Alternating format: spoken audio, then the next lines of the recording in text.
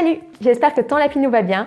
Aujourd'hui, on se retrouve pour une nouvelle vidéo pour savoir comment bien porter son lapin, pour éviter qu'il se fasse mal et toi aussi par la même occasion.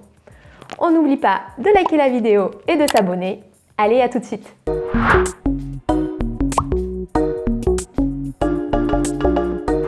Tout d'abord, j'aimerais rappeler que la majorité des lapins n'aiment pas du tout être portés. Il faut savoir que cela rappelle la prédation, donc lorsque tu attrapes ton lapin par le dessus comme ça, tu vas reproduire sans le vouloir le mouvement d'un prédateur, donc d'un rapace ou d'un renard qui va l'attraper dans sa gueule et le soulever du sol. Les lapins détestent ne pas avoir les pattes qui touchent le sol, donc ton but lorsque tu le portes, c'est qu'il soit le plus possible en contact avec toi et le moins possible dans le vide. Un autre point important, c'est qu'il ne faut porter ton lapin qu'en cas de nécessité. Ça peut être pour lui donner un traitement ou lui faire des soins comme lui couper les griffes par exemple, ou encore pour l'amener chez le vétérinaire et le mettre dans sa boîte de transport, ou en cas d'urgence si jamais tu vois qu'il est en danger. Sinon, on évite de le porter pour son pur plaisir ou pour lui faire des câlins, parce que lui, il n'apprécie pas trop. Aujourd'hui, on est avec Chouquette, et clairement, elle n'aime pas trop être portée. Au programme aujourd'hui, c'est coupage de griffes, et je prends 5 minutes pour vous tourner cette petite vidéo. Déjà, on commence par ce qu'il ne faut pas faire. Le premier point, c'est porter son lapin par les oreilles. Les oreilles sont une partie très fragile et sensible. Il ne faut pas que tout le poids du corps de ton lapin repose sur cette partie-là uniquement, au risque de le blesser. Ensuite, il ne faut pas non plus tenir son lapin par la peau du cou, ça leur fait très mal et c'est pas du tout comme les chats, ils vont continuer à se débattre. Et enfin, on ne porte pas son lapin par les pattes arrière ou autre chose, on va juste voir ensemble comment bien le porter. Du coup, je te partage maintenant les meilleures méthodes pour porter ton lapin.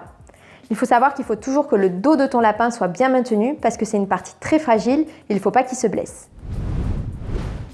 Du coup, la première méthode, c'est de porter son lapin en plaquant son dos contre notre ventre.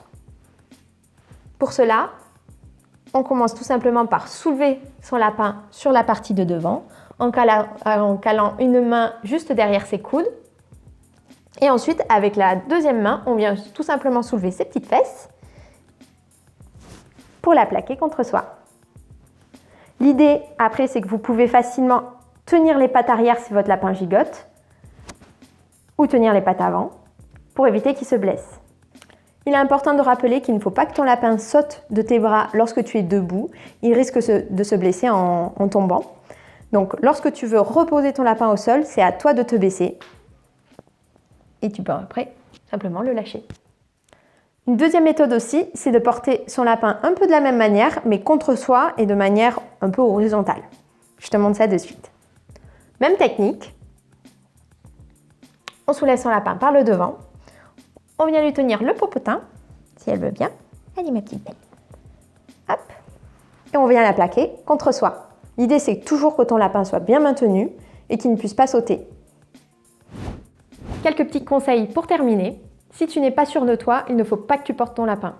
Donc, on s'entraîne proche du sol pour éviter les chutes dangereuses. On fait des petits portages réguliers mais très courts. Et ensuite, on récompense bien son lapin parce qu'il est super mignon de vous laisser le porter. Voilà, tu sais maintenant comment bien porter ton lapin. N'hésite pas à me partager en commentaire tes petites astuces personnelles pour bien porter ton lapin. Et on se retrouve vite pour une prochaine vidéo. Bye!